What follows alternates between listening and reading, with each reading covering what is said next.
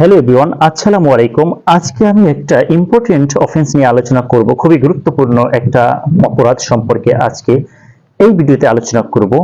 তো আমার টপিকটি হলো, এই বিষয়টি হলো, অপরাধটি হলো ড্যাকোইটি অর্থাৎ ডাকাতি। ডাকাতি কিভাবে করলে সেটা ডাকাতি হবে এবং কোন কোন প্রসেসে করলে সেটাকে আমরা ডাকাতি বলে জানবো, ডাকাতি বলে ধরে নিব, এই সম্পর্কে আজকে বিস্তারিত আলোচনা করব এই ভিডিওতে। তো যারা আপনারা আমার চ্যানেলে নতুন আছেন অবশ্যই চ্যানেলটি সাবস্ক্রাইব করবেন।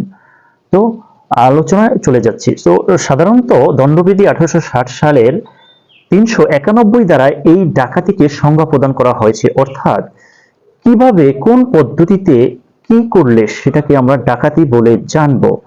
সাধারণত আমাদের দণ্ডবিধির 391 দ্বারায় এখানে সংজ্ঞা প্রদান করা হয়েছে। এখানে বলা হয়েছে 5 বা ততোধিক ব্যক্তি যদি সম্মিলিতভাবে মিলিত হয়ে একত্রে যদি দস্যুতা সংগঠন